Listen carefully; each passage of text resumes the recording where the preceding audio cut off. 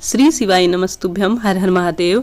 कल सोमवार का दिन है और चौथ का दिन है। जो व्यक्ति चौथ के जो हर महीने गणेश चौथ पड़ती है उनका व्रत करते हैं वह सभी जानते हैं इस दिन का क्या महत्व है। पिता पुत्र की तिथि अगर एक ही दिन पड़ती हो तो यह संयोग से कम नहीं है।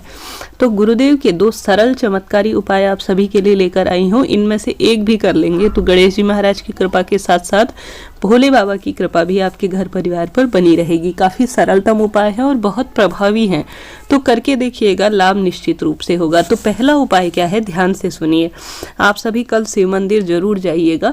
अगर आपको लगता है कि आपका बच्चा पढ़ाई में कमजोर है, किसी न किसी तरह से शारीरिक मानसिक रूप से परेशान रहता है, दुख बीमारियां पीछा नहीं छोड़ती, पढ़ाई में मन नहीं लगाता और बार बार जो है मोबाइल इत्यादि देखता है, कहने का अर्थ है बच्चे की हो या बड़े की हो, आपका भी अगर मन किसी भी कार्य में एकाग्र नहीं है, बड़ घर का कोई भी सदस्य घर में पढ़ाई में मन नहीं लगाता या किसी भी तरह से जो है उसका व्यापार में मन नहीं लगता, जॉब में मन नहीं लगता, भगवान की भक्ति में आपका मन नहीं लगता, चित्त एक जगह नहीं है, मन अशांत रहता है, मन उदास रहता है, तो उन सभी के लिए यह उपाय है। खास तौर पर यह उपाय चतुर्थी के दिन किया जाना सबसे उत्तम माना जाएगा। तो क्या करना है, ध्यान से सुनिए। आप सभी को जो आप तांबे का कलश भगवान शिव शंकर को जल चढ़ाते हैं उसका आप सभी को मंदिर में ले जाना है। उसके अंदर क्या क्या डालना है, ध्यान से सुनिए।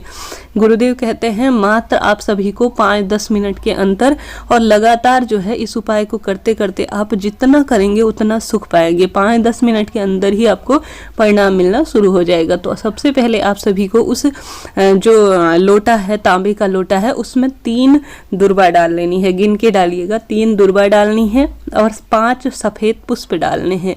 7 दाने जो है इसके अंदर चावल के डालने हैं। 7 दाने चावल के डालने हैं, 5 पुष्प डालने हैं सफेद रंग के और 3 जो है दुर्वा डालनी है। चौथ का दिन है तो दुर्वा अपने आप में महत्वपूर्ण है। अब आपको इसे समर्पित करना है शिवलिंग के ऊपर। और समर्पित कैसे करना है, ध्यान से सुनिए। कलश का मुख जो है आपकी ओर होना चाहिए, अर्थात इस तरह से पीछे की ओर हाथ ले जाएंगे और इस तरह से समर्पित करेंगे कि कलश का मुख आपकी तरफ हो। यह चीजें आपको समर्पित कर देनी है चतुर्थी और सोमवार की अद्भुत तिथि पर। सोमवार है और गणेश जी महाराज का दिन है, तो यह सारी चीजें महादेव के ऊपर समर्पित कर देनी है। इसके बाद जब समर्पित कर देंगे तो थोड़ा सा वह मात्रा कटोरी में घर लेकर आइएगा, अर्थात जल की मात्रा घर लेकर आइए।